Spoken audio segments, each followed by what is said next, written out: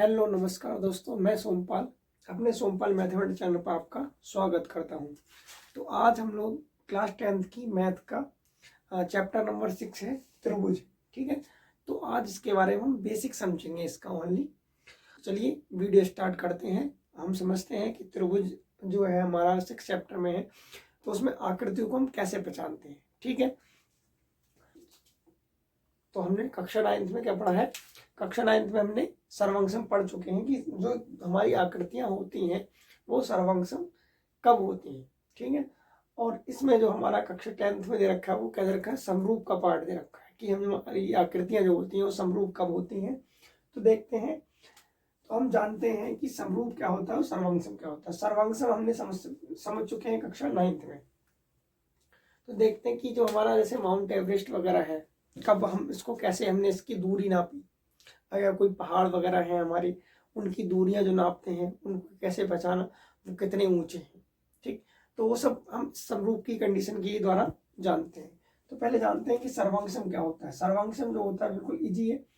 सर्वांगसम में क्या होता है, जैसे कोई भी आकृति हमें दे रखी है, मान लिया ये त्रिभुज है। ये कौन सा त्रिभुज है? मान लिया ये समबाहु त्रिभुज है। ठीक है, कौन सा त्रिभुज है? समबाहु। ठीक, और एक दूसरा त्रिभुज है, वो भी समबाहु त्रिभुज है हमारा। तो ये दोनों त्रिभुज समबाहु हैं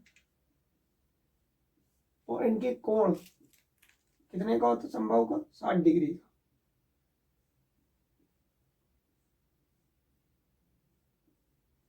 ठीक, इनके कोण कितने का? 60 डिग्री का होता है। तो कह सकते हैं हम कि समबाहु त्रिभुज में क्या होता है, उनका समान शेप होगा, मतलब सेम शेप होगा, समान साइज और समान आकार जो होगा, मतलब उनका आकार पूरा बिल्कुल जो होगा वो कैसे होंगे? समान होंगे, बिल्कुल ही बराबर होंगे। ठीक है, कोई भी उनका ऐसा नहीं होगा कि से इनका मान लो ये हमारी 6 थी, ये भी 6 होगी, ये भी इस टाइप से 6 मीटर है तो 6 मीटर, ये सभी 6 मीटर है। ठीक, तो इनकी जो है दूरी, ऊंचाई सभी कुछ बराबर होगी, इसका कोण भी बराबर होगा। तो ये कैसी होंगी आकृति? सर्वांगसम होंगी। ठीक है, अब हम देखते हैं कि समरूप क्या होता है। तो समरूप जो है हमारे, मान लिया कि जैसे हमारे पास कोई दो बोतल ली हमने। ठीक, कोई दो बोतल ली और एक का साइज बड़ा था और एक का छोटा था, बट वो दोनों सेम है। कैसे दिखती है तो समान ही। तो जैसे मान लो हमारे पास जैसे एक सर्कल था छोटा और एक बड़ा सर्कल था। ठीक है, तो ये दोनों सर्कल जो है एक जैसे दिख रहे हैं, दिखने में एक जैसे होने चाहिए बस। तो वो कैसी कहलाती है? आकृति हमारी समरूप कहलाती है। कैसी कहलाती है? समरूप आकृति कहलाती है। ठीक है, समझ में आ रहा है? तो इसमें क्या है कि जैसे मान लिया हमने कोई सर्किल ले लिया या कोई वर्ग लिया हमने से, ये वर्ग था एक हमारे पास। ठीक, एक वर्ग ये है और दूसरा वर्ग ये हमने बड़ा बना लिया। ये दोनों है तो वर्ग, दोनों क्या है? वर्ग ही है। बट ये सर्वांगसम तो नहीं हो सकते क्योंकि इसकी भुजा लंबी है और इसकी भुजा छोटी है। ठीक है, बट ये कैसे हो सकते हैं? समरूप जरूर है दोनों। कैसे हैं? समरूप है। ठीक है, समझ में आ रहा है? अब ये दोनों समरूप हो गए। ये दोनों हमारे कैसे समरूप? जैसे मान लेते हैं हम एक एग्जांपल लेते हैं, ताजमहल हमने लिया। एक ताजमहल का पिक हमने बड़ा खींचा और एक छोटा खींचा, बट दोनों है तो ताजमहल, साफ साफ दिख रहे हैं। इससे मान लिया दोनों एक जैसे दिखें, बिल्कुल बराबर, मतलब शेप उसका हो, रेशियो एक जैसा होना चाहिए। ठीक है, तो ये हमारी क्या होगी? समरूप की कंडीशन हो गई। अब जैसे मान लिया ये शेप तो हमें दिख गई। अब जैसे हमने एक शेप और बनाई, ये शेप बनाई हमने और ये एक शेप बना ली। अब मान लिया है तो ये चतुर्भुजी। ठीक है, चतुर्भुज है तो इसमें ये देखो कि ये हमें दिख भी रहे, थोड़ा थोड़ा प्रतीत भी हो रहा है कि जैसे ये क्या है, समरूप हो सकते हैं।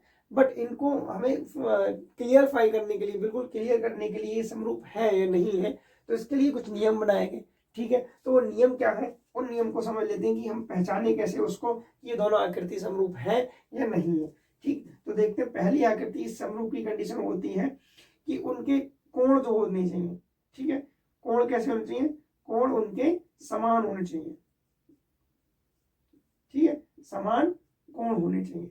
ठीक, और दूसरी कंडीशन उसकी ये होती है कि उनकी संगत भुजाएं। कैसी? संगत भुजाएं, संगत भुजाएं समान अनुपात में होनी चाहिए।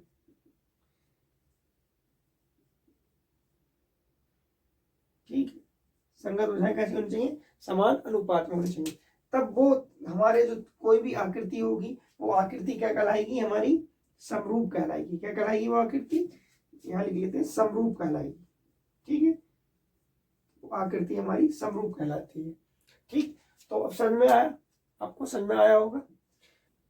अब यहां से समझते हैं कि यदि हमारे पास दो समबाहु त्रिभुज हैं, ठीक है, तो दो समबाहु त्रिभुज हैं, ये हमें पता है कि दोनों समरूप भी हैं और कैसे हैं? सर्वांगसम भी है। तो यहाँ से एक कंडीशन क्लियर होती है कि हमेशा याद रखेंगे कि दो सर्वांगसम त्रिभुज या आकृतियां कह सकते हैं,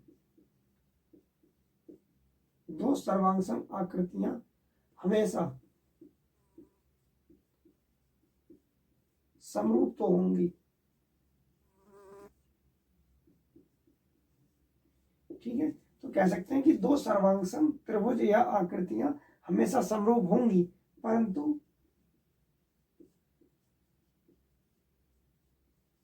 समरूप आकृतियां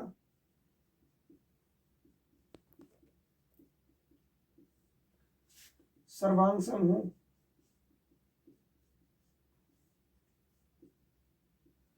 सर्वांगसम नहीं हो सकती।